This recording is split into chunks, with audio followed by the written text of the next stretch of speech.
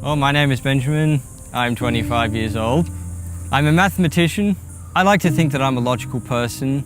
I tend to believe that things are false unless I've got a good reason to believe they're true. I've always believed that God's existed. I've never been an atheist. It largely comes from, first of all, the origin of the universe. Something created it. So at the very least, you've got deism. I've got plenty of bones to pick with evolution. Most of them have to do with how things started.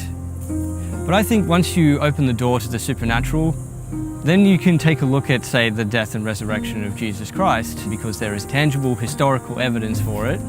When I was 18, 19, being introduced to university and finally a non-Christian community, I learned for myself that I wasn't a Christian. I was merely talking the talk because everybody else was. I believed that God was out there. He may have loved some people, but he didn't love others, in particular me.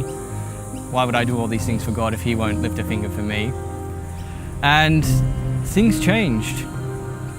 I had started my PhD and I went to Sydney, and it was at that point that I felt the calling of what I would describe now as the Holy Spirit, but definitely something that was urging me towards reading the Bible.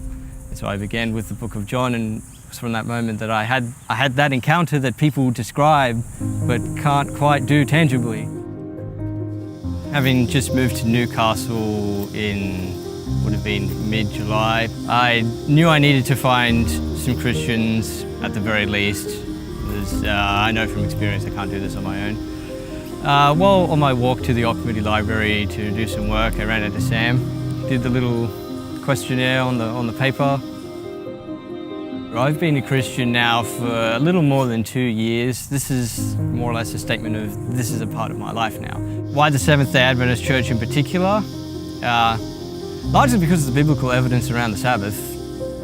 So very much I would base my faith in Christianity in particular on the death and resurrection of Jesus Christ.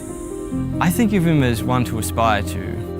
When you read that he completely fulfilled the will of God, say personal tribulation did not move him, that's something that I'd like to say for myself.